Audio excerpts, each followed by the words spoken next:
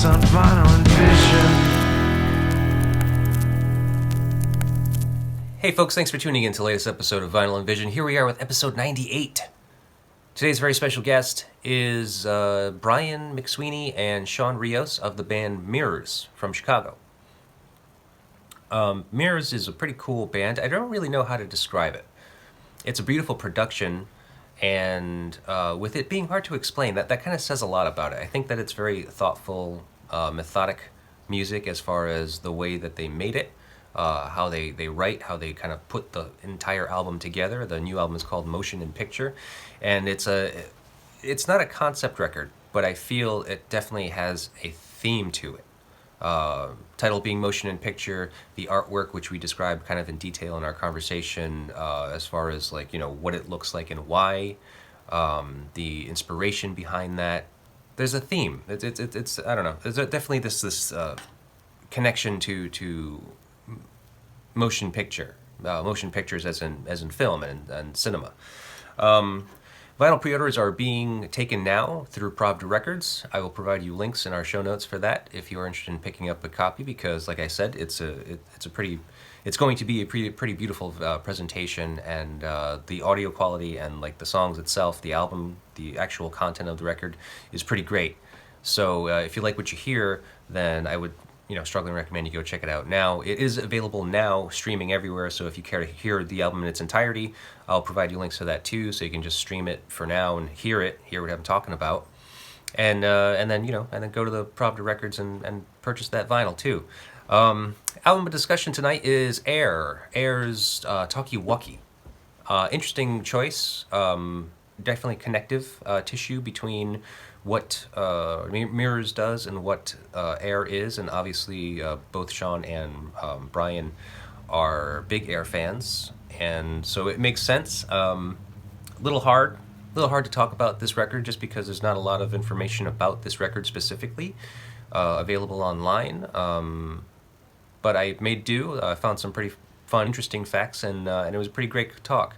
As a little warning to you folks, there's a little bit of a technical difficulty that we had during this conversation. Shawn had some technical difficulties near the beginning, so I think it's somewhere around like the 25-minute mark.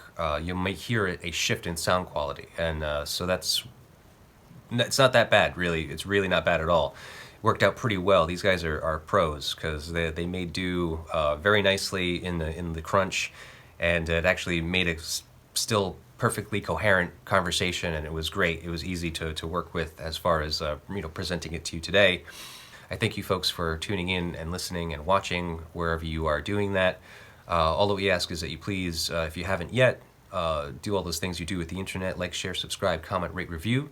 We do appreciate it, absolutely. And if you care to help us out in a monetary way, you can do those in a couple of ways right now. We actually have our online store and our website, psychostatic.net. Links to the online store are on that website, and and we also have stuff for sale there. I'm doing an in-person pop-up with the Rock and Roll Yard Sale again, this time in Providence, downtown, May 6th. I think rain date is the next week if there's rain, but it should be May 6th. I think the weather is supposed to be good, so I'll be out there in person. If you care to come down, show your support, buy some records. I always have good deals, so I would appreciate if you come down. It's always a good time.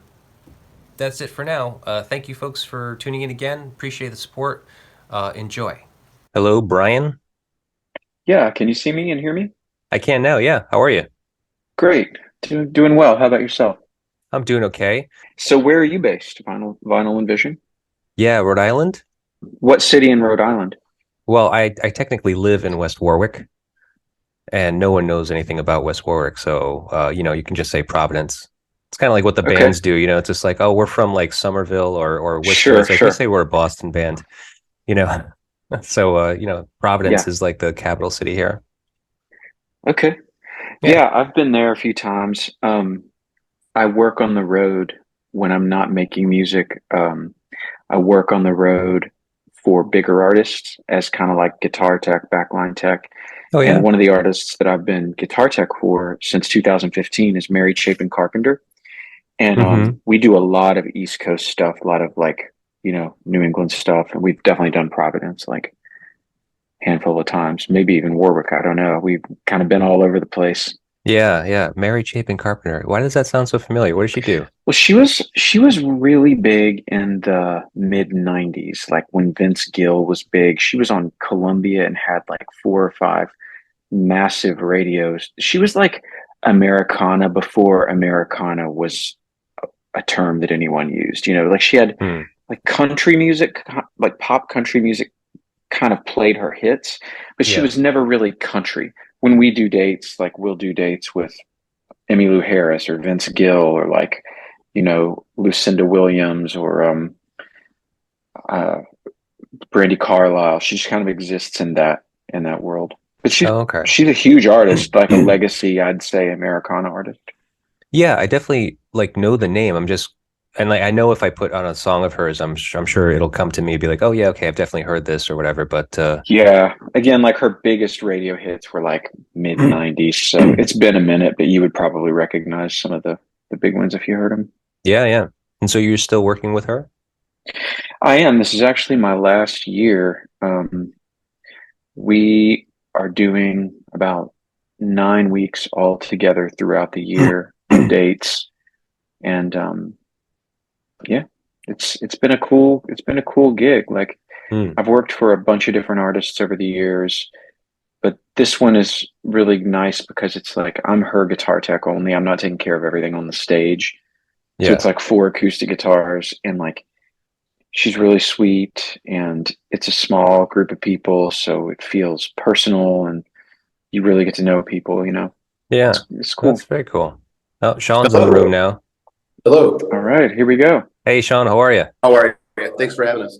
Yeah, absolutely. But where are you? What's going on? I'm downtown. I just have a client issue right now, but it's all good. Oh, okay. All right. Well, yeah, so I've just been kind of chatting with Brian a little bit here. The first thing I'd like to figure out is actually what is your positions? Because I'm not familiar exactly with whether what you guys do in the band. I sing and I play guitar. Okay. I'm a drummer.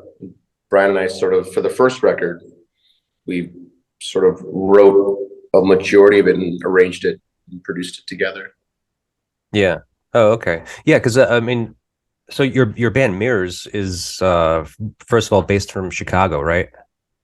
Yes, Yep. sort Yeah. of. Yeah. Sort of. We have One of, we're sort of a geographical split where multiple bandmates live in different places. right, but you two guys are the backbone essentially of this group. Right. Correct. Right. So the other members, I'm not familiar with them either. I mean, I hate to seem kind of unjust to them and not kind of share their names, but I mean, there is a core group now that you actually have, like you have a band. Yeah, we're a five-piece, and there's myself, there's Brian, there's Andre Miller, there's Dimitri Rakuba, and Patrick Riley. Patrick has been the most recent person to join the group about 2 years ago. Right. Right. But so you guys credit yourselves as kind of the basis of the band. I mean, so is that because you guys are the primary writers? We were in the I past. would, I mean, Sean and I kind of put yeah, together really the first album. Patrick really didn't play much on if anything, actually, on the no, he first didn't play on album. the record. Yeah, Dimitri did a considerable amount of overdubs on guitar, piano, some other instruments. Andre played on one song on the album, Sinistry. And now I would say since we finished our first album, in our rehearsals and in our writing sessions, we have started to write together as a band, and that's been a different process that has yielded, kind of different vibes, but it's Hmm. it's it's been really cool and refreshing. It's definitely like a bit of a departure in the best way possible. Yeah, I can imagine. I mean, so it wasn't kind of by design that you two were the kind of creators of the band, the originators, the songwriters, if you will. I'm not sure exactly how you would describe it, but let's be. But it's specifically like if you research anything about Miirrors, it's like you two are the band, essentially. Mm-hmm. Yeah, that's the way it was for a handful of years, just because we hadn't put a band together yet. Shawn and I started playing music together. Just we'd been friends long before we were a band. So we got together, started playing music, and songs came very quickly. So we thought, let's just start recording this stuff. We both, had several years experience of touring, being in bands, recording in studios. So we thought, let's just start making this stuff. And we did, and we kind of built the band as we were going, but we didn't really let that, stop us from moving forward on, in making the music that we started to make. Right. Yeah, to be clear, like, it was an interesting process. We built the band around the studio experience. We did it in reverse. A lot of bands don't take that route. The band was built around the record conceptually. The band was built around what we plan to do in playing live. Now that we have a band, it's a different process, because as we write material for the next record, we're writing together. We're not just basing it on Brian and Shawn sort of putting the pieces together. The pieces have been put together. So now it's a different writing process. Now it's a different sort of representation. But in terms of the way that things came together for the first album, where we've come to this point, it has started with the friendship that Brian and I have, and sort of flowered from there. And now it's exciting. It's a different thing. And now we're hearing it differently, and the songs are being approached differently. Even stuff on the record, as we're playing it live, it's growing, and it's exciting. Yeah. Okay. So going forward, it will not be you two. Maybe it'll be, you'll kind of be billed as a 5-piece, right? Oh, absolutely. Yeah, absolutely. For sure. It'll be a 5. Yeah. Oh, okay. That's cool. Because, kind of making a comparison to the album that you have chosen to discuss today, Air, the band Air, which is a French electronic band, and is essentially kind of like what we're talking about as a 2-piece. In the studio and on the road, they have people join them, and it's kind of like a revolving cast, it seems. But essentially, those two guys that make up the band, Nicolas Godin and Jean-Benet, what's his name? Jean-Benet Dunkel? Dunkel, Yeah, Dunkel. Yeah, those two guys are the band, essentially. So I was trying to see if that was the same thing for you guys, but obviously it's you're developing more than that now. I wouldn't say that that's a terrible example, and it's funny, I didn't think of that when we were selecting the album that we both were into, but that's not a terrible example, because Shawn and I mean, especially in the writing of the first album, and I would venture to say that this will not change so much, but in the writing of the first album, we really began with the skeleton of the songs, which is the foundation, like a rhythm. And then I had a guitar, and I would play, some sort of chord bed. And then I'm writing a vocal melody. I mean, that's really, that's the bones of a lot of the songs. And in the new recordings, a few of the songs, they might come from different places, and everybody is contributing and writing their own parts, and we're making it our own. But very often still, Shawn will begin, when we're writing, with just like, we'll take a break, he'll go sit down behind the drums and just start playing a pattern, just like in his own world. He'll just start playing a pattern, just make something up. And then maybe I'll walk up to the mic and just start singing a melody over it, and kind of respond to what he's playing. And it has been very it's been working. Shawn and I kind of, like, we never get together where we don't write something when we work like that. Right. We always come up with something. It's kind of crazy. Like, there is no writer's block. It just happens. It always, and I think, when you do it, I think there will be writing from a dual perspective, and that can be something we can always bring to the band, and vice versa. I think there's, now Dimitri sends us demos, Andre sends us demos, Patrick sends us demos, and they're all being considered. It's fun, but I think that lack of writer's block will always exist between myself and Brian, and I don't see that not stopping. I don't see a time when Brian and I still won't intentionally get together as a duo just to write and see what happens. I think that will still continue, whether we're a 5-piece or not. That's fun. It's kind of liberating. Right. And like Nightwalk, for instance, Nightwalk is a song that came from a seed. It's really the only song on the first album that came from a seed that wasn't something that Shawn and I started writing. And that was like a piece that Dimitri had written based on kind of a little keyboard, maybe like a bossa nova vibe, like progression, but it still went through the filter of the band and through Shawn and my sensibilities and was reinterpreted into something that, you know, sounds more like Miirrors. And I imagine that that's going to continue to be the case with any ideas that come. You know, the sonic footprint will be a Miirrors. It will be Miirrors music. Okay. Well, so let me get a little bit of history from you guys. Like, Brian, would you like to start? Like, where did you grow up, and like, what was music like in the house? So my parents, I grew up in West Virginia, and my parents were in a Southern gospel band, like a family band. My dad's mother and father were a part of that also. And when I was very young, I remember touring and singing in churches, you know, all over the region. I remember being in recording studios when I was 2 and 3 years old, singing on my parents' albums. And music was just everywhere. Like my toys were instruments, and I remember going on road trips and harmonizing with my mom and dad Hmm. when I was 3. You know, like it was just around. And then growing up, I grew up in church. My dad was a pastor, so being around groups of people like regularly who were all singing together, you can't help but like, you know, develop sensibilities when that's like a regular part of life. Yeah, right. Well, and so with that being said, I mean, growing up in this kind of religious background with your father being a pastor, even, I mean, what was music like in the home? I mean, did you, I mean, aside from what you're making or what your parents would make, like, did you get like exposed to any rock music or anything like that? For sure. Like, I mean, they played gospel music, but they also listened to Neil Diamond.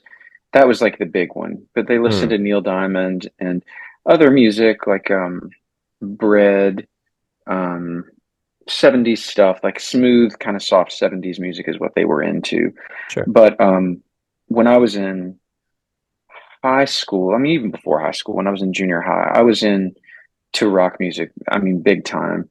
And I mean I'm not embarrassed to say, but I was into glam rock, you know, like Poison, Motley Crue. That's Oh just like yeah, what I cut my teeth on, you know. sure. Um, Poison, Motley Crue, Steve Vai was like my god. Like as a guitar player, I just like it was unbelievable. He was the reason I started playing guitar. Just what he did with the guitar, I'd never heard anything like that in my life, and it was so interesting. And he was such a showman, also, and I really loved that about him. I think Hmm. that sense of like show is lost on a lot of people now. Like it's not gone for music, you know, like it's Sure. still there in concerts, but I feel like the pageantry has been lost a bit since like the 80s. Hmm. Well, you also kind of have like maybe a preconceived notion when you start seeing people or a band or a musician that is kind of a little showy in that sense, you know, kind of like they get kind of labeled as some kind of um I'm not sure. I mean, like I can only think of like a popular musician example, kind of like a Steve Vai or something, is just like, you know, this kind of guitar virtuoso, someone that kind of specializes in something, you know, Hmm. it's kind of a little like that's kind of maybe becomes the focus of what the show is, you know, instead of like, hey, this is a whole group, this is a collaborative effort, this is like about the music, it's not about this person necessarily. You know what I mean? Hmm. Sure. So, I mean, I don't know. It's like if someone is a focus in that sense, maybe it becomes more about them and their ability, maybe. Well, sure. I mean, I just, you know, up until that point, I had never heard a guitar sound like the way that Steve Vai made the guitar sound, and that Hmm. fascinated me. It made me want to start playing guitar.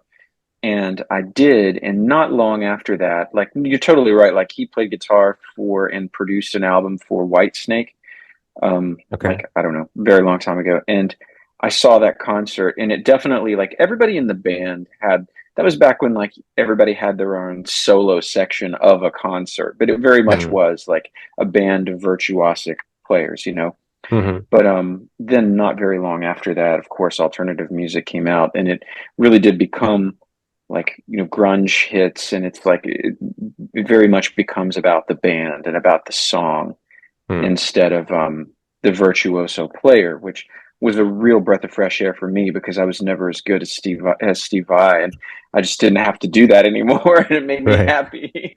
I could just play bar chords. Nirvana was the new. Just let's learn 5 chords and get a distortion pedal, and we'll be good. Right. And to me, at that point, it became more about songwriting for me than like trying to shred on the guitar. Hmm. Okay. So you were learning from Steve Vai primarily? Like when did you start playing I mean, guitar? it wasn't quite so much. It wasn't just Steve Vai. I started playing when I was 15, and maybe it was 14. And it was really like over the summer. I listened to the radio constantly. So it started with Steve Vai, but it was like anything on the radio. Like mostly over the summer after I got my first guitar because you have nothing else to do. I played sports when I was younger, but I kind of when I got the guitar, I backed off because music was more important to me. And I just remember like having my double cassette tape recorder boombox in the yard as I would play with my brother, and just listening to so many songs, like constantly all day songs on the pop radio station, which Hmm. was pop rock at the time because that's what was popular. But just like running over and like I would keep the tape player on record pause, and as soon as a song that like spoke to me would come on, I would just go record the song, and then I would listen to it and rewind it and pause and rewind and pause and rewind for hours, just like Right. teaching myself by ear how to play what was on the radio. Huh. Oh, And that's that might interesting. be Julian Lennon. It could be like, Duran Duran. Like, I mean, there's so much. It was really the mid 80s to Right. late 80s. And there were so many, and there were so many like songs and hits that from artists that like you wouldn't even know the name or that were maybe one hit wonders. But Yeah. just the songs, I feel like that was when I really like fell in love with songs. The late mid to late 80s was just like such a rich time for songs for me. Hmm. And yeah, that's when I got into playing, just like constantly rewinding and pausing the cassette tape, and like learning what I was recording on the radio. Shawn, how about you? What's your background? Where were you from, and where'd you grow up? Born and raised in Chicago, I was not raised in a musical family, but I wish I was. At the same time, I was really spoiled by the fact that a lot of people in my family were into a lot of different types of music at the same time. So while I would spend Fridays with my grandparents, they were into big band music, Duke Ellington, Benny Goodman, Louis Armstrong, Glenn Miller, especially Glenn Miller, because they met to Glenn Miller. And then my mom had raised me on R&B, disco, soul music from early 60s to early 70s. At the same time, my brother was into metal music of the late 70s going into the early 80s. Also Jimi Hendrix, Iron Maiden, Black Sabbath, Led Zeppelin, a lot of Led Zeppelin. I think by age 5 or 6, I had most of their lyrics and Bonham breaks memorized in my head, at least before I started playing. Hmm. My cousin Don and my cousin John, brother and sister, were getting me into early house music, early dance music, America Top 40. So I was learning the value of a pop song while learning historical context of Black music, while learning what was happening in England. All this was together at the same time. I would say probably between the ages 4 to 13. It was like really concentrated. That was sort of music school for me. And that Yeah. was even before I was a player of my own. But the interest was there, the obsession was there. And then, yeah, 16 is when I had my own kit. But I already started seeing like punk shows and basement of churches. Oddly, that's where the punk shows were at. That's kind of where they've been for a long time, Oh which I yeah. find interesting. So yeah, so that's when I figured out that that's when my involvement in that was to be something more permanent, Right. more of something that I saw myself doing when I was older. Right. Now you mentioned a lot of influences like between those ages and four to 16 of like all this music you were getting turned on to. Correct. Why drums for you? I would say probably because of two things. My brother Lou, really early on at age 4, got me into Led Zeppelin. So of course Bonham's going to stand out to you when Hmm. you're in 1980, I think the year he died. And number two, because my stepbrother at the time, Bryant, began to physically show me what it was like to hold drumsticks, to play things, Hmm. what a rhythm was with your hands. He was the first drummer that I ever met. It was my brother Bryant. Um, my mom was the first person to teach me what a beat was, what a count meant, what a beat, what a rhythm meant. I remember being in a car with her. I think I was getting out of ice skating lessons, and we were on Addison, heading west towards California over the bridge over the Chicago River. And I remember my mom. I was asking her, "What about soul music? What made that move? What made the beat? Like what a beat was?" I kept hearing her say the word, and when she explained it to me, it hit. We were listening to Donna Summer, Hmm. and so applying that to hearing Zeppelin, while at the same time my brother Bryant was getting me into just playing in front of me, was seeing it exampled, and that really sort of began the the cornerstone, the foundation, you know. Yeah. Okay. Yeah, Well, let me just say I love your drumming. First of all, I've been thank listening you. to your new record, which is out now. Motion and Pictures is the name of the new full length, right? Yeah, yeah, So yeah, Motion I've and been listening picture. to it. Yep. I love it. I mean, first of all, I'm kind of like partial to drummers at this point in my life. Like they stand out to me the most when there's a good one. And so and I aspire to drum like well. So it's really a great piece when it comes to a lot of the percussion that you do. thank you. Um you're welcome. I mean, and the whole album, not to just, not to include you, Brian, in that, but I mean, I think the whole album is a great piece, It's all really. good. Yeah, it's a really great record. I think I've listened to everything that you've released so far. So you're very much correct where you when you said earlier that like Miirrors kind of has like this sonic footprint. You guys like I think you guys know exactly where you want to be when it comes to when you write stuff. We do. There is I would intention, say absolutely.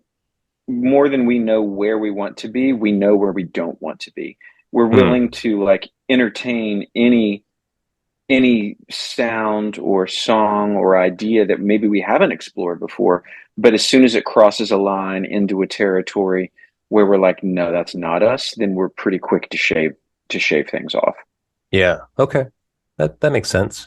So now I asked you here to discuss an album to you that you think is important and influential to your art, and you guys chose Air's Talkie Walkie Absolutely. from 2004 is when it was released, I believe, right? Yes. Yep. So now, first of all, this is always difficult because when there's more than one person, that means you must have reached this choice together. Yeah. Yeah, we did. So how did you do that? There were contenders. Of course. Jeff Buckley's Grace. Um, Dove's Lost Souls, 2001.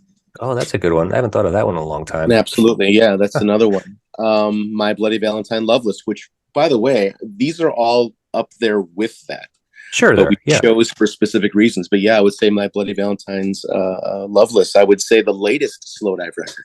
I love all the records. Hmm. But Air, we hope, returns to make another record. We hope they come back to do something. I'm Hmm. not sure if they will. I don't think anyone's sure if they will. Yeah, it's hard to say. Yeah, what an album. I mean, what a career. What an interesting group. What anonymity in a sense. I Yeah, like it's true. I like that. You don't see them on Page Six. You don't see them on TMZ. They're not married to celebrities. Yeah. Not to say that that should set the standard for anonymity, but I think that they're just so interesting to us, and they're so thoughtful in the way that they approach things. Right? Yeah. Okay. Brian, how about you? What made you agree to choose this record? I think it's an album that a lot of people don't. I think it's a lesser known album than maybe some of the other ones that Shawn just mentioned. Hmm. And Air is probably my favorite. I mean, if I had to pick one, they're probably the artist that, that I would say has influenced me more.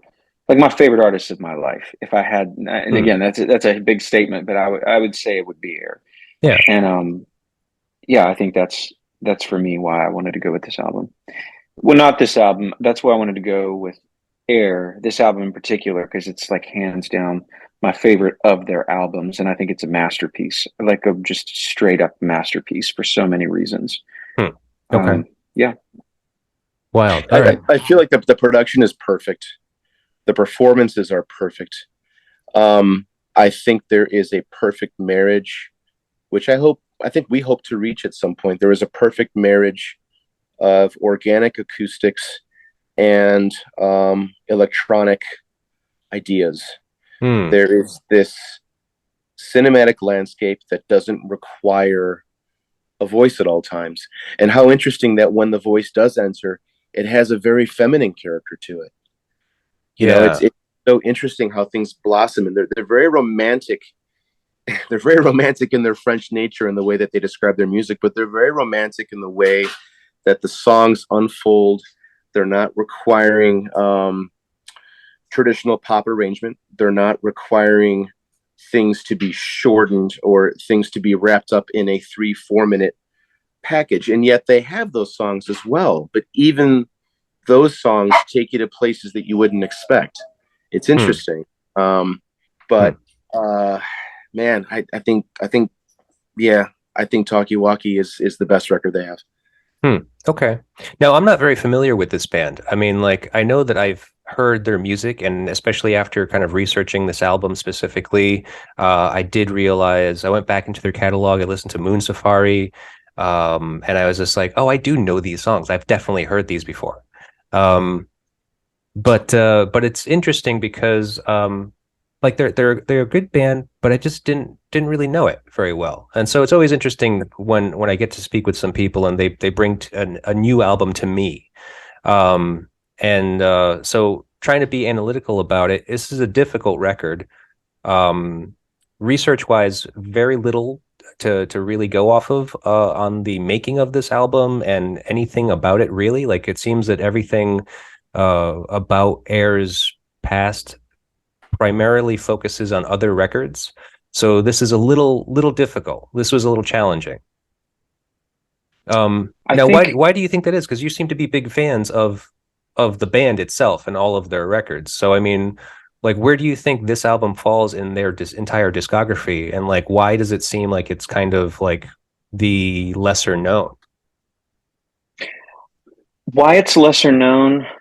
I am not sure if it. I guess it is lesser known than Moon Safari. Moon Hmm. Safari was their kind of big breakout album, which was pretty, which was pretty accessible. It kind of existed around the time of like '07 when this like trip hop thing became a thing, you know? I Mm-hmm. think it was a marriage of like Shawn said, like electronics and like ambient acoustic instruments. Um, It's um, interesting because when you listen to them, you're hearing the scoring of a movie that doesn't exist yet. That's what it feels like all the time. You feel like Hmm. you're in the movie that they're scoring. They're scoring the life that you want to live. They're scoring a moment that you're in. It's a lot of bands don't do that. They have their song, they have their purpose in the song, the lyrics identify that, and they do it quite well. Yeah. But with Air, it's like you feel like you're in this real passionate this sexy introspective moment. It's so interesting with them, and the use of strings and the use of these sort of cinematic qualities. You can almost see act one, act two, act three. yeah, It's just so narrative without having to push a lyrical storyline, and Yeah. I I went think that's back today. amazing. Sorry, Oh, sorry. go ahead, go ahead. I went back today and I listened to the whole album, and like I think what's super interesting to me, it just reminded me like their first album is very very it was the very popular album, but Hmm. then the follow-up album 2001 10,000 Hertz Legend was like really, it really didn't do well with their fans at all. It's very jagged and very experimental. It's a really long album. It's pretty dark. It is. It Yeah. definitely doesn't follow like the same sort of pop sensibilities. And I think Talkie Walkie came around and just was a marriage that like it brought back some of the pop elements and some of the really beautiful, easy to digest elements of Moon Safari, but kept some of the technical, like, I mean, Radiohead did this, you know, when they wrote a bunch of hit songs. Well, they wrote one big hit song, and then they made the Bends. Yeah, the Bends, Yeah. which was a songs album. And after that album really just kind of propelled them into a new level. That's when they started, by virtue of like spending a lot of time in the recording studio, using the studio as an instrument and really digging into the technical aspects of recording. And I feel like Air did the same thing with Mm. Talkie Walkie. And like, go figure, Nigel Godrich he had just made his fifth Radiohead album when he joins Air for this album. And to me, that's kind of that marriage. And like you had mentioned earlier, James, like they had a revolving touring cast, but they all came together on this album. And I myself also, like, I love percussion. I love drummers. Like, I write to drummers. And Brian Reitzel and Joey Wernicker are two drummers who have performed and recorded with them in the past, who both made appearances on this album, as did Jason Faulkner, who toured with them as a bass player. He was a member of Jellyfish. Talk about like pop sensibilities, you know, Mm. like it just the combination of those players and Nigel Godrich and as a producer, recording engineer, I think just brought this album together in a way that like, and like also something that I thought about it, like I was just thinking, how would I describe to someone who didn't really know Air, specifically this album? It's a elegant, like a simple complexity. Good word. Like you Elegant. That's listen, true. like Walkie Talkie particularly, like there's nothing in these tracks in a way that I think is unique to this album. Like they they they kind of do this throughout their catalog, but especially in Talkie Walkie, like there will be a song like Mike Mills where it's just like a complex, like a classical keyboard line played on an electronic piano for Mm. 5 minutes, and then there are these variations that kind of change. They do this a lot, where there will be like in where there is no necessarily verse or chorus, there will be a movement that happens, and then it will repeat, and then it will repeat again, and as it repeats over the course of 4 or 5 minutes, other instruments, like an instrument will rise and come up and take a place of prominence, where something else will kind of disappear, and you only ever hear three instruments in the whole song. And Mm. it's just brilliant. This album Yeah. particularly feels, from a production standpoint, very empty. But what Yes. is there is so sophisticated and so smart and so well recorded. And the chord changes and the chord modulations are just incredible.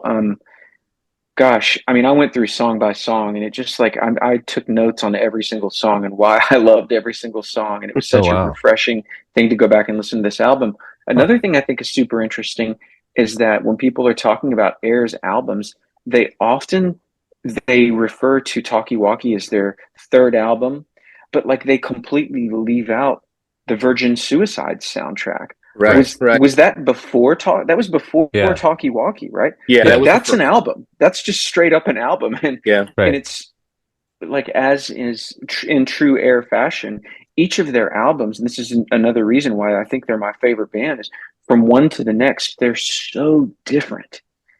They Hmm. put you in such different spaces, Hmm. sonically and emotionally, and yet there are threads that wind through their whole Sure. catalog, you know? Yeah, absolutely. And I like what you were saying about like the music being seemingly sparse and kind of seemingly easy. Like if I had to sum up this record, this one is the only one I really listened to, recently. I will explore the other ones, down the road. But I definitely, upon listening to it, thought to myself, if I had to describe it in a word or maybe two, I'd say simple and smooth. Yeah, Sure. Because seemingly, because you're right. I think deceivingly, it's those two, but I think that it's obviously way more complex than what you kind of just catches your ear when you're upon listening to it. Hmm. So let's go ahead and try to get into this record a little bit. Like I said, not a lot of information about it, so kind of hard for me to kind of come up with a lot of stuff about it. But we'll go ahead and start off with the first track on the album, Venus. I was going to make a joke and start playing Shocking Blues Venus for you, and that's please do that. Please do that. Please. Venus, to me, this one is one that's an example of, pardon me, there's not really a chorus per se, but the pattern repeats three times, I think, and with a break about 75% of the way through the song for like a short instrumental break. But when you listen to the instrumentation, it does build through the song. And there's like not an obvious bass in this song, which I love. Just like When Doves Cry, like there's no bass in that song, but it doesn't matter. You don't miss it. And I think there are some low end elements in this song by the time it gets to the end, but there is no apparent bass in this song for at least half the song. Yeah. Okay. That's an interesting observation. I don't think I made that. I forgot to ask you before we started this portion of the episode where how did you find this album? I was just super into Air when it came out. I had heard Moon Safari and Virgin Suicides, and I'd been into them for a few years. And then when this one came out, I was super geeked out, especially upon learning that Nigel Godrich had produced it. Oh, okay. So you were like right on this as it came out. Yeah. How about you, Shawn? For me, it was interesting. I knew and loved Moon Safari.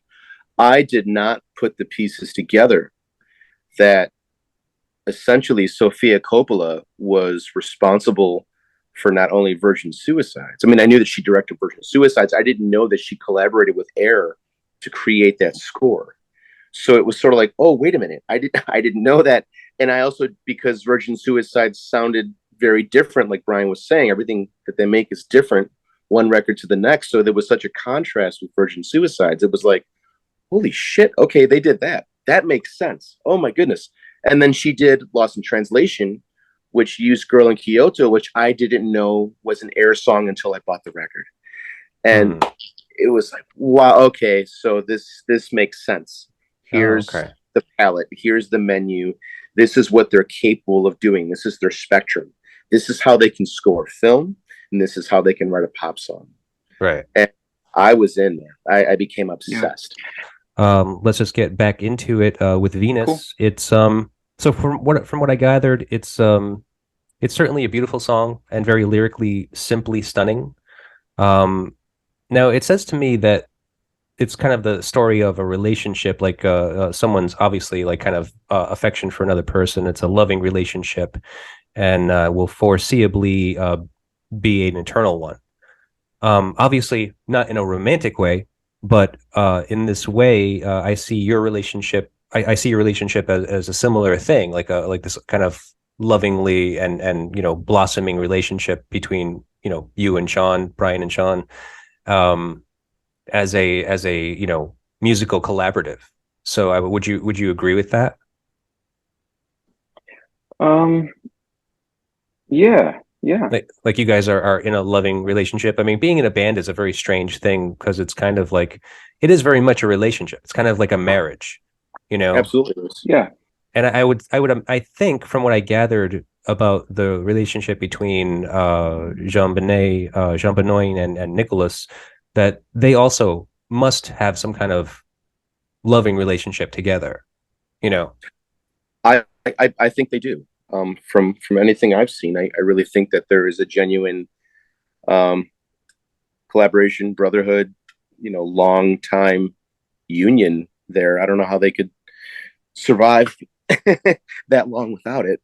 But yeah, Brian has been a big part of not just my musical life, but I think development going into young adulthood into now. I mean, we met, 22, 23 years ago. So Oh, yeah, it's been that long. Wow. yeah, we met on an airplane, I think in 2000, 2001. Okay. So yeah, there's been a lot of growth. We've seen each other's failures. We've championed each other's victories. And now we happen to feel like this is one of those victory moments together. And that's different.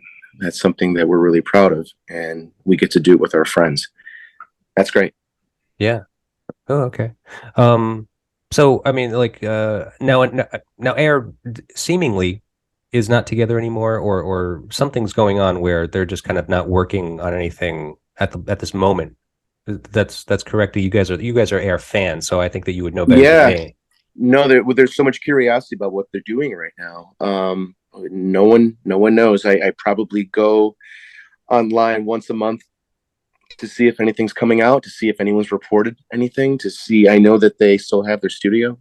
Um, I don't Atlas Studio, I think it's called, and I don't Yep. know what they're doing. I don't know if there's any films with their work. I do know that they've worked several times again with Charlotte Gainsbourg, and they've worked with a few other artists in terms of production or adding to their music. But in terms of a proper Air record, I have no idea. I was just talking to Patrick Riley about this too the other day. I mean, no, in our band, and he's a massive Air fan. He has all the records well and knows everything about what they've done sonically, how they've done it. I don't know. And I really hope that they return. I really do.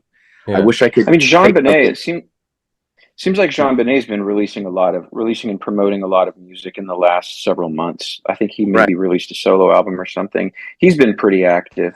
But I mean, they do have 7 studio albums, so like at least 7. So I mean, it's conceivable that they just are taking an indefinite break. Now I remember. So you said that you guys have known each other for like 23 years or so, right? Around that. 23. Yeah. Did you start like making music together like around like immediately upon meeting, or how No. long did that take? Not at all. We became sort of fans of each other. We just sort of kept each other on each other's radar. And Brian was in a different band that was touring and making videos and stuff. So I became a fan. That was the beginning of my relationship with Brian, was more of as an admirer. And then as we became deeper in friendship, he would bounce music off of me. He would send me demos all the time, not really having the intention of me being a part of it, just listening to him as a friend and hearing what he's doing. And I would hang out with his band, and sometimes I'd lend them gear, and sometimes I'd help them get ready before a studio session. And sometimes I would go in the studio. I would say probably 6 or 7 years into our relationship is when I would start hanging out with Brian and maybe do a couple demos of something that he had going on for something he was working on. We didn't start playing together intentionally until around 2014. And that's when things began to have some sort of, what are we doing? A direction to it. Right. I had moved around quite a bit. I was living in Arizona, then I was living in Nashville. And at the time, I was in Nashville, and my wife got into graduate school in Chicago. So I started coming back up to Chicago, and I had lived in Chicago for, I don't know, 7 or 8 years prior to that. And a lot of my friends, I mean, most of my friends had kind of moved to the suburbs and started having families and stuff. And Shawn still lived in the city, and it's like, man, let's hang out. And we, we'd not really spent a lot of time playing music together in the past, just for the reasons Shawn mentioned. We were both in other bands and stuff. So I would come up to visit Emily, and then we'd start playing music, and then we just started writing super proficiently and prolifically, and we just never stopped. Yeah, interesting. So that probably has something to do with like how like the strength of your existing album. I mean, obviously the long time together, the collaboration over the years, and so forth. Shared sensibilities. Yeah, you guys certainly know each other at this point. We do. Yeah, okay. All right. Well, let's keep on moving. I have one more question I'd like to make sure I get both of you involved in. We're going to skip down to the song "Universal Traveler." Oh my God, yes. So, I mean, it's a kind of typical take on a desire to travel and explore new places, but with a little bit of a sci-fi twist to it, which is kind of very much an Air thing, I think. Would you say that's why you got into music, to travel, to tour? No, not for me. For me, it was more about how was I going to express myself when I felt so insecure as a kid. I didn't feel the room to do it. I didn't feel that anyone would hear me. I didn't think anyone would believe me. So for me, it was like, what do I have to say about the things that I see around me? That was the first thing that moved me about music in terms of like an intention to play it. Brian? I think having just grown up around music, and I found that it was just such a part of my life that I could just imagine myself doing it, because I thought I know about this, and I think we were all looking for meaning. And I just remember thinking when I was a young teenager, just considering for 5 minutes, and then like that was it. I just remember thinking like, this seems like something I could be good at, and I enjoy doing it. I I could visualize it. I could visualize it working and Mhm. being like real for me in my life. Unlike being a football player, or like a politician, whatever. This was something I could visualize the end to. Right. And and I really loved rock music. And yeah, I've always personally like been someone who I love to travel. I'm a wanderlust, Hmm. and I do enjoy the touring exploration part of making music. Um, this song in particular, to speak to the song, I think one of the coolest things about this, as soon as the track starts, there are a few bars where there's just this percussive element that's just like clicks, dun, dun, dun, dun, dun, dun, this syncopated click before even the acoustic guitar kicks in, and you feel like you're on safari. Hmm. There's like this wild feel that you're like in the jungle or something. Like, and it's evoked literally with nothing else, but from nothing else, but just like a few clicks on this little wood block or something.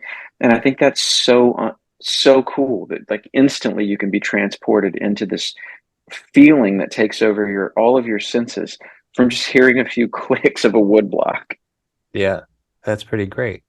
Huh. I mean, and so, and to, to speak to your experience, I mean, like, from what I'm learning, having this discussion with you, I mean, ever since you were a young child, you already had this knowledge of like kind of traveling and playing music kind of in a nomadic sense, right? Sure. So, I mean, and Yeah, my do you parents guys? had been traveling regionally. It was kind of something I was used to. Yeah, right. Now, and so, I mean, so it didn't necessarily inspire you to be in a band and try to aspire to be a traveling band, but I mean, do you guys plan to do any touring on the new record? Absolutely. Yeah. Actually, we're setting up Yeah. those dates now. We can't really announce anything yet, but there will definitely be East Route, West and South, and North and Northeast. And Yeah, there's, yeah, no, absolutely. This year is going to be very busy, and I'm assuming next year as well. right. Okay, great. Yeah, well, I look forward to it because I mean, I love to catch the bands as they're coming through the area, and so if you are coming through Rhode Island, by all means, let me know.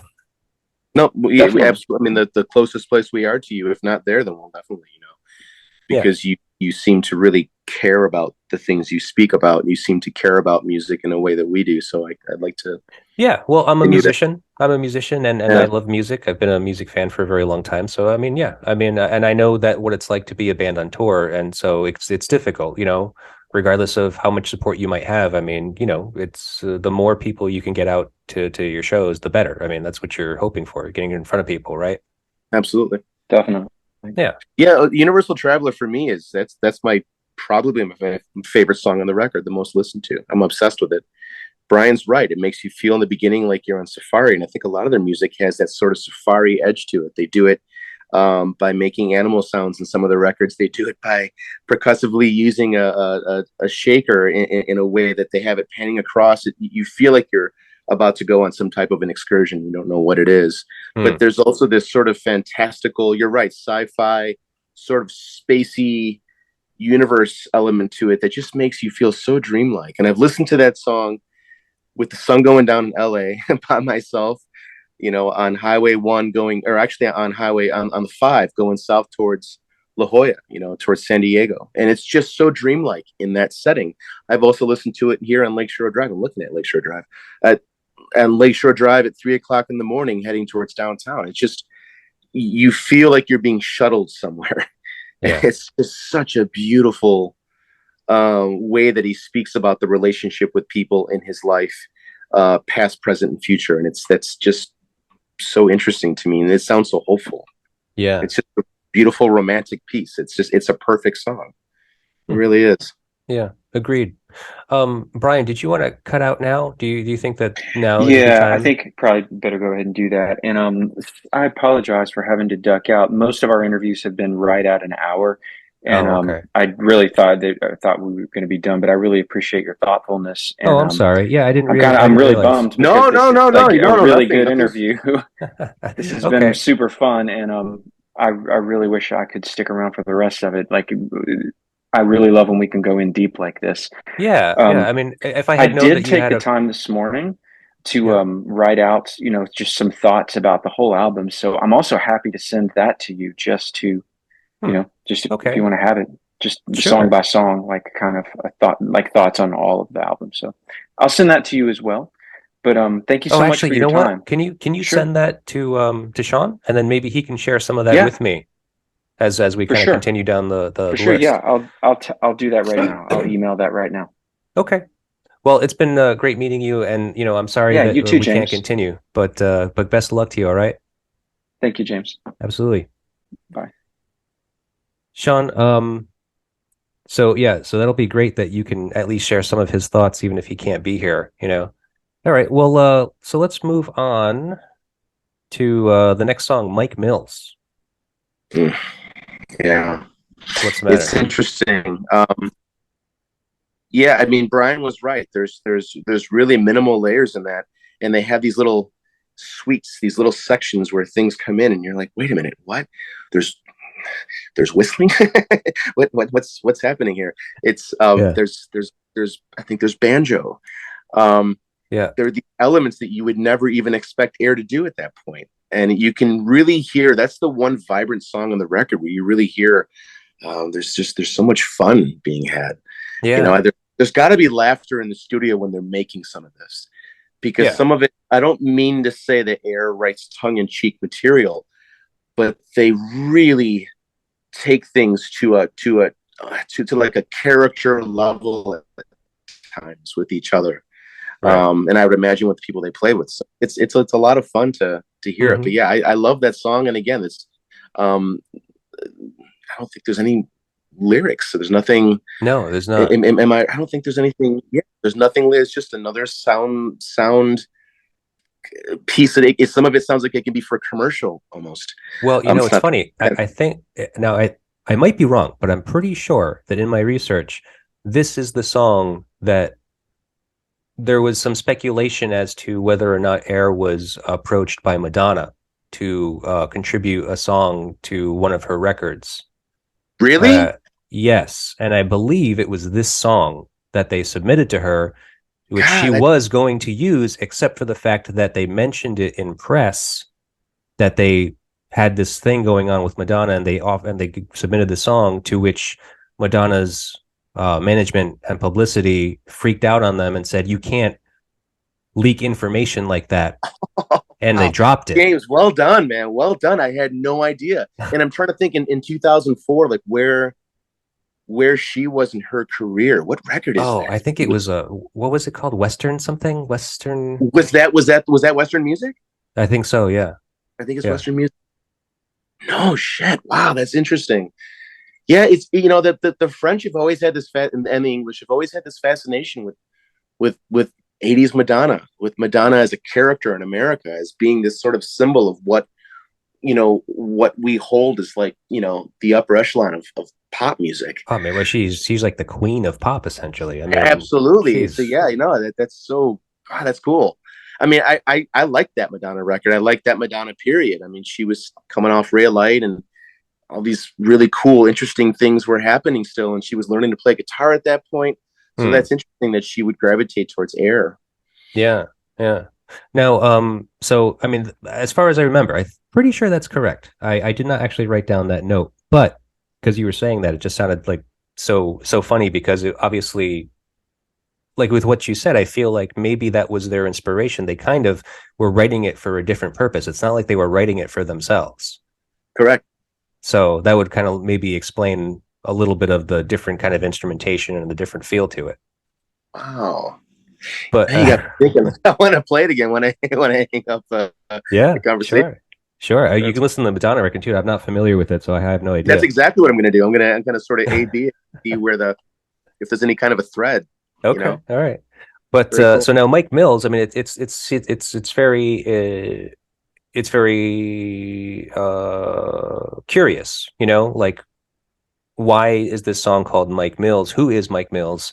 And so forth. So it turns out that there are a few famous Mike Mills Well, out there's there. REM. There's the director, the film director. I would lean towards the Yes, film director in terms of purpose. there's both of those people, but there's also a third, which is you know, uh, an actual longtime artistic collaborator with Air. Someone that has actually done a lot of their artwork, like the cover of Moon Safari, the original cover of Moon Safari from like the original demo release, like the like. Right. He also has done a couple of music videos for them. So Mike Mills, the director, did not direct those videos. It was a different No, Mike Mills. right. There's a Mike Mills that is an artist and like a graphic illustrator Sure. and so forth. And so this Mike Mills has done a lot of artwork for Air in the past, awkwardly enough or oddly enough, not on this album.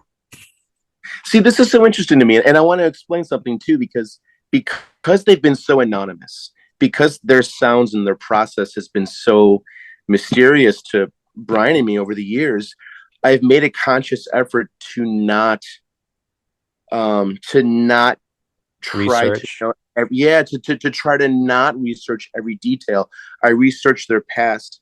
I research their involvement to sort of that Versailles college music scene of hanging out with Tomat Mars from Phoenix and those guys and Cassius and Daft Punk, and they all knew each other and played in the same bars and were addicted to Prince and country music and stuff. And but I there were things I didn't want to know everything about them, but at the same time, now that we're in it, Right. I love this. This is great. This is a great Okay. conversation. This is entertaining for me because it's just so exciting to still learn stuff Yeah, yeah. 20 years later. And like I said, this is a hard record. I mean, there was very limited stuff I could find, but that would happen to be one thing that I found, what I just That's thought was pretty cool. interesting. And so I mean, it leads me to wonder, like, I mean, and you don't have anything to contribute to this. You can't answer this Sure. question, but it's just like, why would you call this song Mike Mills? You know, after the artist that you worked with. Like, it's just curious thing, you know. Yeah, I mean, it could be something like as simple as a playful inside joke with their collaborator, or it could be, Maybe, yeah. Or maybe in yeah, dedication to him, maybe they just kind of wrote a song and yeah, said, "This one's for you." and they just called it Mike Mills. Yeah, right. Love it. I love it. Well, so considering what we've learned about the Mike Mills in question here, who do you look to for your album artwork? Oh, well, this latest record, um, for motion and picture, when designing it, I wanted to pull from a few feels, a few things that I experienced growing up. Um, my love for early 80s cinema when it was shot in film. When you look at Adrian Lynn's work, you look at early Ridley Scott work, early John Carpenter. Not only the work itself, but the credits and the way that the credits would move and the way that they would use the font. We used Albertus for the font for the record. It was a very common font used between those directors in the early 80s, late 70s, especially with John Carpenter. Hmm. So I wanted the back cover to have the feeling of credits moving up and the way that that would feel in terms of the coloring of the white, the blackness of the black, the fonts, the spacing, the way that it read, the way that the lines felt as they moved. Hmm. In terms of the graphics, they are actually old video still shots my friend Nicholas Reed, who's in a band called Windbreaker here in Chicago, he has this giant synth laboratory in his loft. It's really a wonderful thing. And Brian and I have spent some time there. I've spent a lot of time there. But he has this late 70s, early 80s scope that takes video signals from whatever you want. In this case, we used VHS tapes.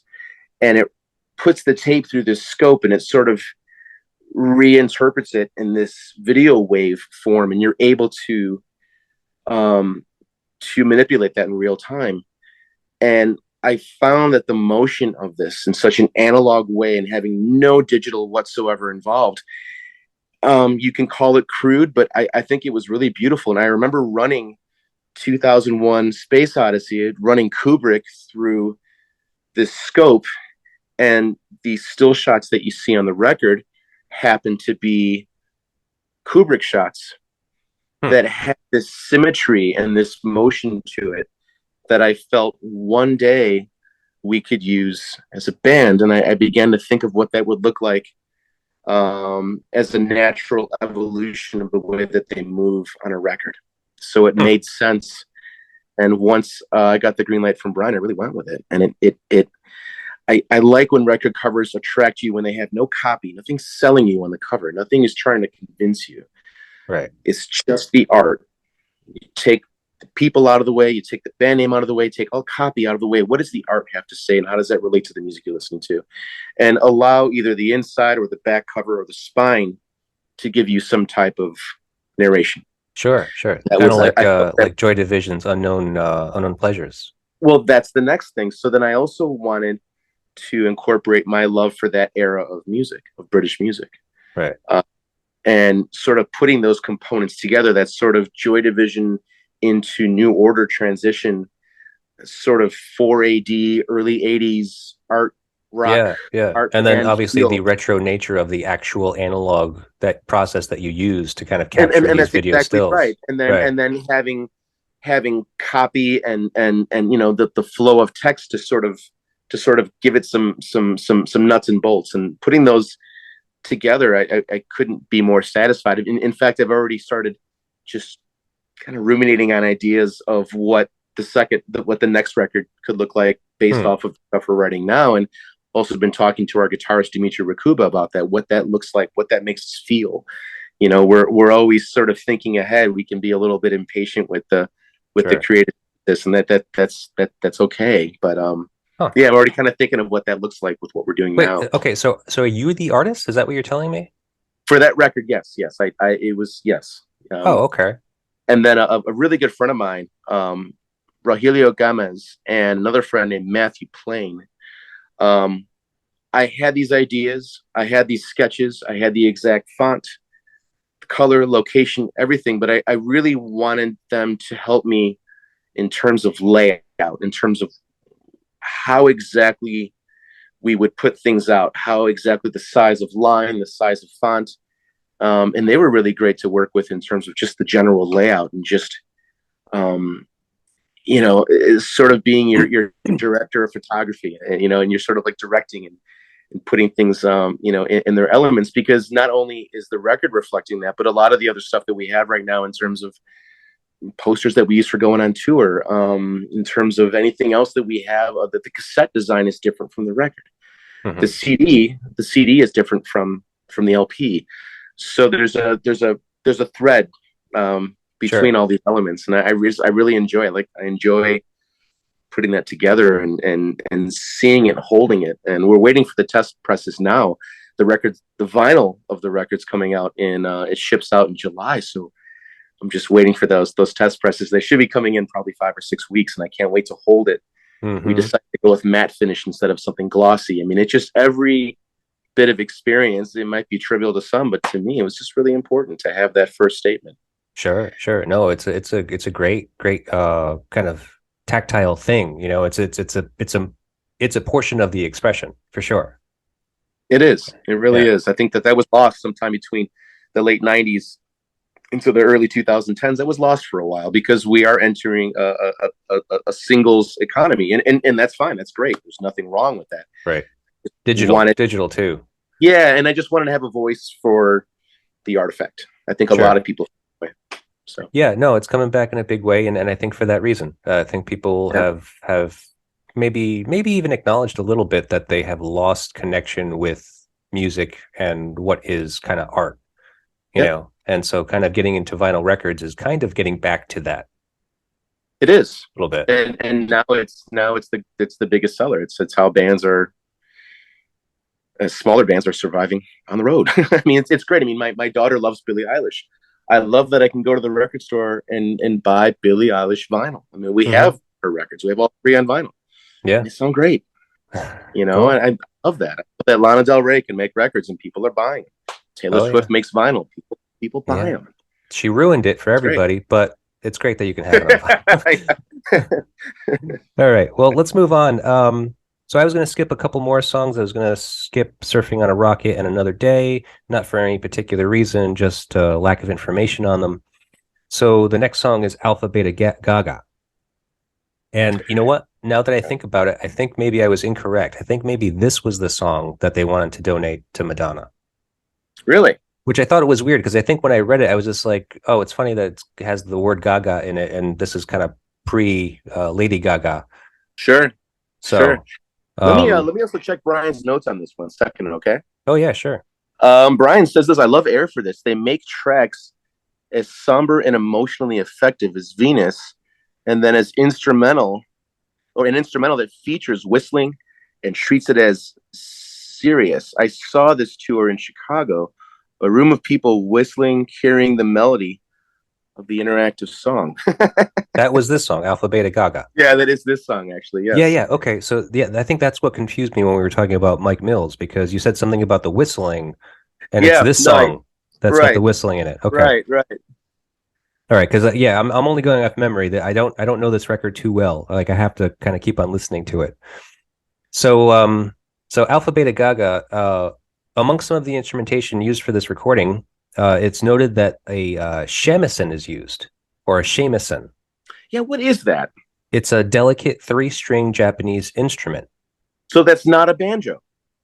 Okay. It's similar to that in style. I mean, depending on I Yeah, I guess would there's say a in terms of like percussive resonance, you're right. You're absolutely right. yeah, But yeah, definitely.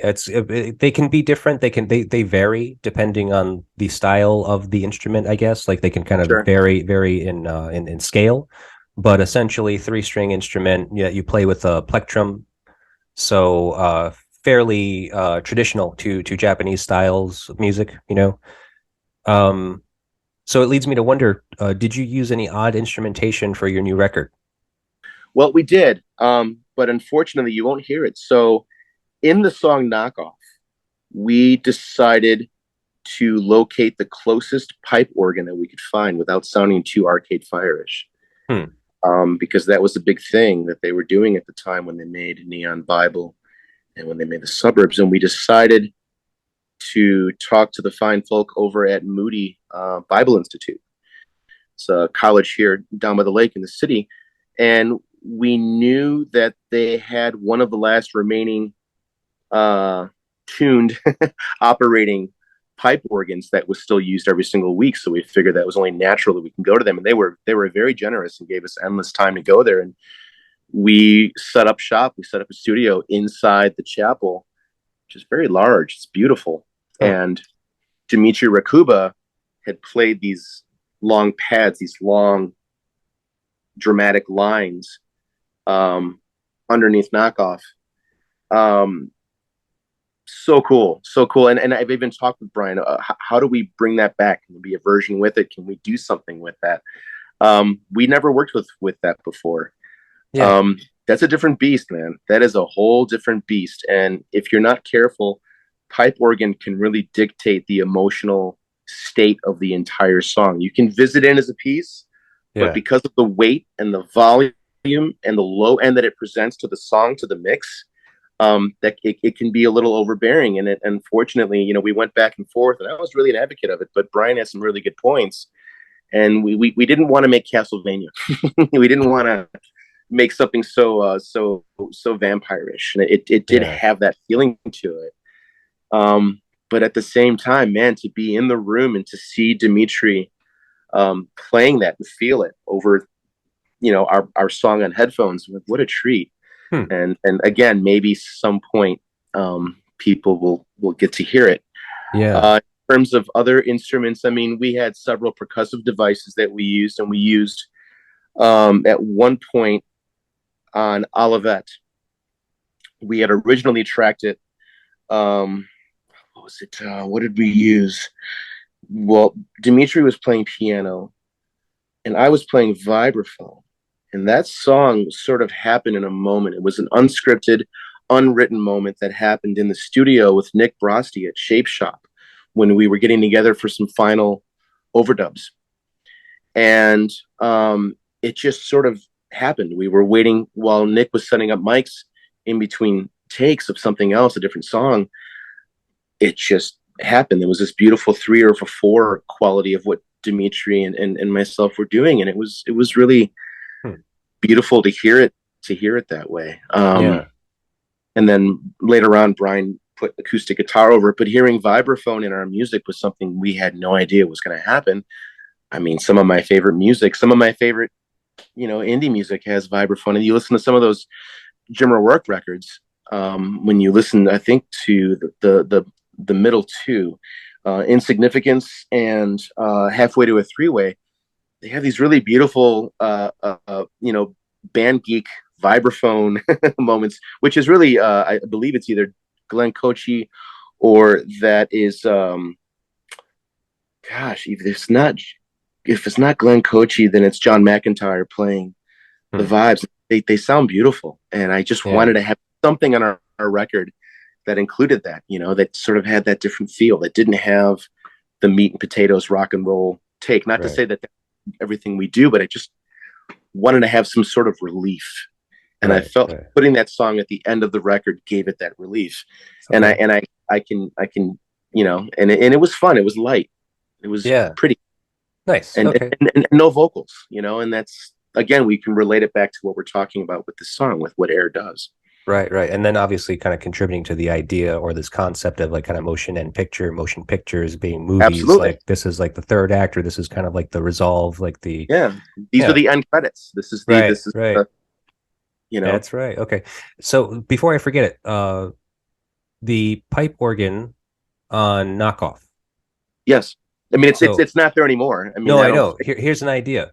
Sure. Maybe if you can, I don't know what your kind of touring capacity is going to be like with your band, like who could possibly do something like this, but what if you were to just incorporate it into like a sampler or something, and so that way you can kind of like play it in a loop, or like just like play a portion of it, like maybe we can reinterpret it or take a section. I'm not opposed to that. Just kind of fade it in, fade it out, for just a moment, either before the song, maybe somewhere in the middle, depending on how you can make it work or something like that. Just so it's we have enough fucking technology up there to make that happen. So I don't see why. I don't see why not. Yeah. Well, there's an idea. I like that. Okay. Well, so there's an idea for that. You can try that, and then and I'm going to mention that to Brian. I will mention that to him and see what he thinks about that. That's cool. Okay. Yeah. I mean, hey, it just came to me. So whatever. If you can use it, by all means, go for it. So then, all right, let's keep on moving. It's going to skip Biological, and then so that just leaves us to the last song, Alone in Kyoto, which let me see. Not really anything to say about this song specifically. I mean, obviously the song was used in the Lost in Translation soundtrack. Obviously, the band has experience with scoring music, scoring film, and their music is very much like that anyway. Actually, as a matter of fact, this is a great album in which has been described as an elegantly moody soundtrack music for imaginary films, which kind of goes along with, I believe, what you said earlier in our discussion. So, in closing, what would you hope people will say about your new album, Motion in Pictures? That they can draw different experiences from their past, present, and what they hope to be a future from it. I hope that they can get us out of the way and relate to what the melodies do for them. Going back to a Girl in Kyoto, it's a really interesting scene. Scarlett Johansson's character decides to finally venture out of her bubble of the hotel, her bubble of isolatory beginning resentment against a husband who is pursuing his career, and she's sort of a tag along. And she finally steps out on her own, and things are starting to unfold, and she's starting to think of things and starting to see other human beings, other individuals, and seeing how she relates to them without having to be represented or being introduced by her husband photographer. You see this sort of transition of introspect, and you see a quest for peace. You see a search for oneself, identity. I think that happens a lot when people decide to take walks to places they've never been to before. I think that happens when people decide to travel alone. There are benefits to traveling alone, and of course, there are many benefits to traveling with people, especially people that you've known for a while. But in that particular scene, I was really moved by that, and I want people to listen to us, hopefully on headphones, and relate whatever song they wish to what's going on with themselves in that search for identity.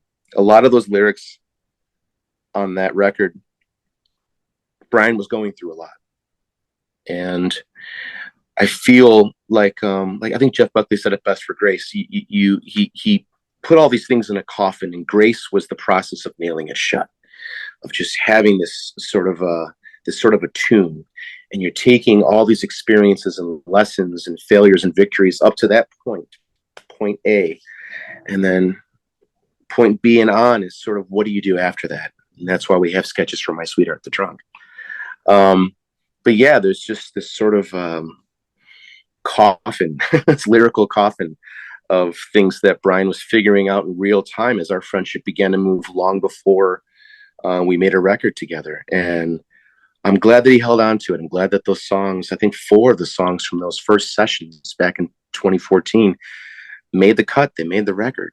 And that's not easy to do. It's not easy to hold on to lyrics or a set of lyrics or songs for that long, believe in them for that long, where they wind up making it onto an album a decade later, a decade plus.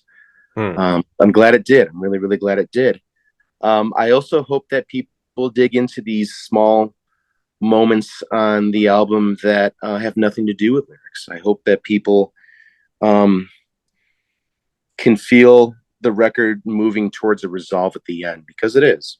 You know, there's sort of this purging. There's sort of this, there are some exorcisms happening, but then there's a calm, there's a peace, there is a hope, there is not a lost, you haven't lost yourself.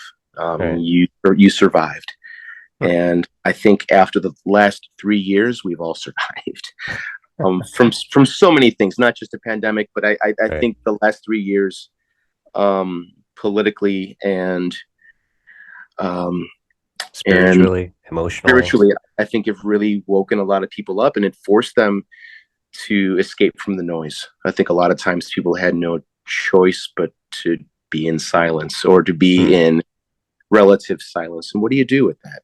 We have a lot of things that surround us with noise, and surround us with advice, and surround us with decision. And oftentimes we have all this information, and it just creates more indecision. And I hope that people really feel a bit of a lift.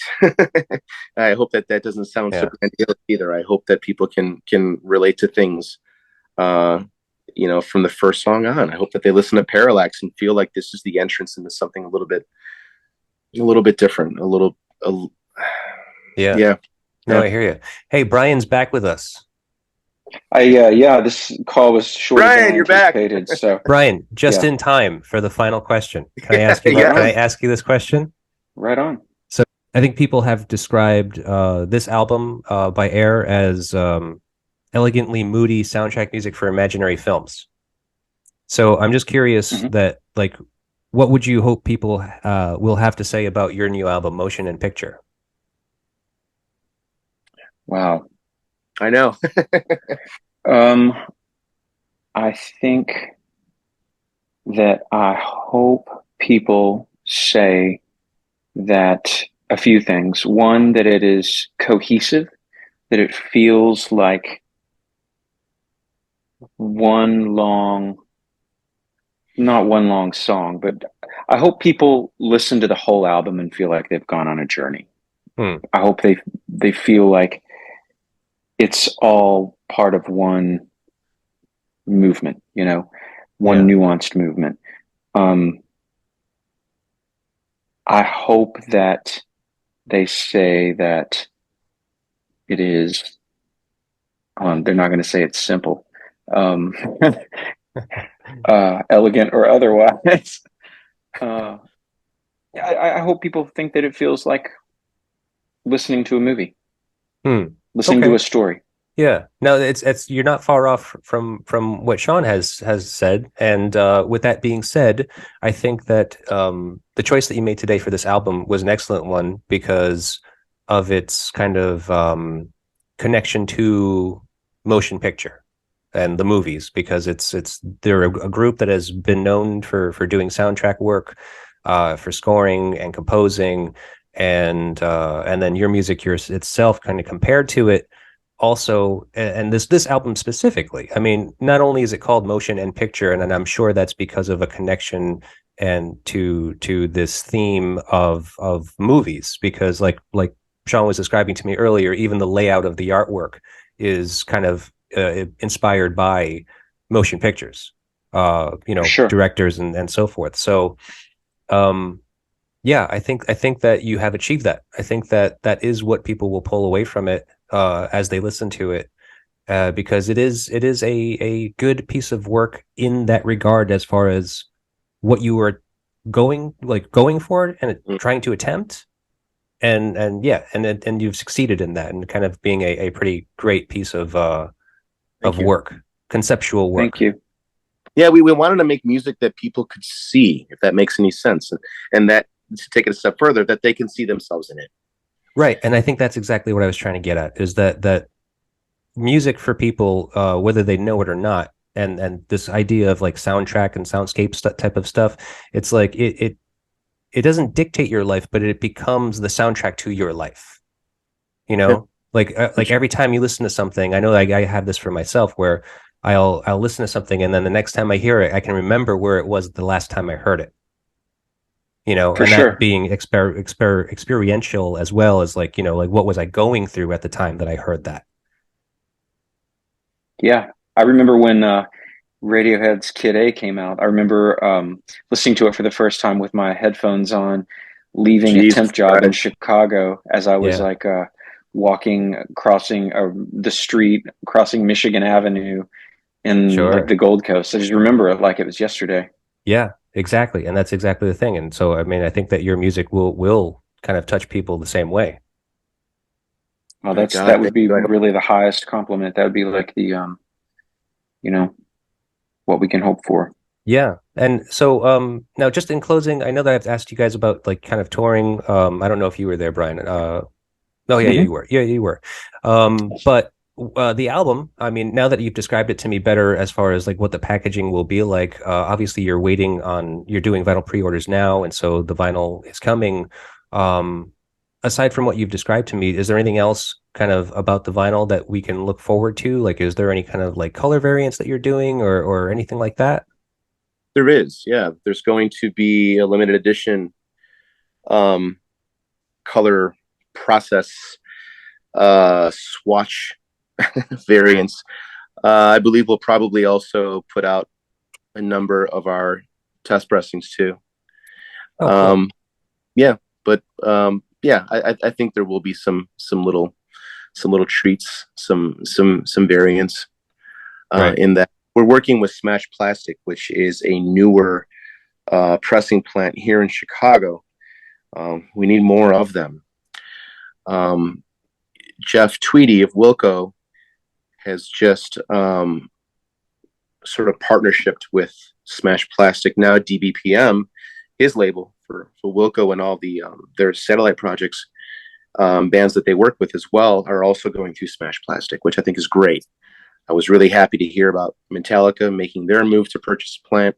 The more, the better. And Smash has done a really fantastic job quickly of becoming a real big part of the recording sort of foundation of what bands are doing here. It's great to have it here. It makes it so quick. A lot of times when I made records, we would go through either Poland or Lithuania, so cross country. So you couldn't have the sort of that hands-on view of not only the process, but to see the quality, what's going on.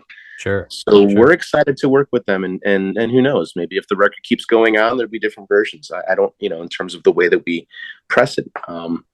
It's exciting to think of what that could look like. But I'm really happy to work with them, and like I was saying before, in 5 or 6 weeks, things are going to get really.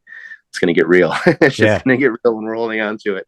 It's a that all the bands have to wait the same amount of time right now, but that just is what it is until the economy changes, until people take more initiative, until the bigger labels decide to put their money where their mouth is and become part of this. Right. And hopefully they will. Yeah. Well, agreed, man, because I am suffering through it right now myself. So how long did you wait? I'm still waiting, and it's been almost a year. Yeah, I think. Oh, wow. Yeah, not great. Not great at all. But whatever. It is what it is. Fingers crossed that it comes sooner rather than later. Sure. And same for you guys. I wish you the best with the vinyl. I hope that it comes to you right on time, and that it looks beautiful. I'm sure that it will, and that that the vinyl pre-orders take off. Well, thank you. Regardless, we'll make sure to send you a copy regardless. I mean, we'll send you a couple of copies, but look forward to you getting listening to it, enjoying it in that format. It's going to be exciting, and then we can talk about it. Yeah. If you're coming through town, by all means, please get in touch with me. Let me know. I will be happy to be there, and I'll save you some shipping expenses. There's that too. Well, guys, it's been a wonderful pleasure speaking with you. Thank you for the record. I think it's a great one. Thank you for the conversation. Also a great one. And I hope to hear from you soon. Thank you. Thanks for your time. Absolutely, Thanks guys. Thank you.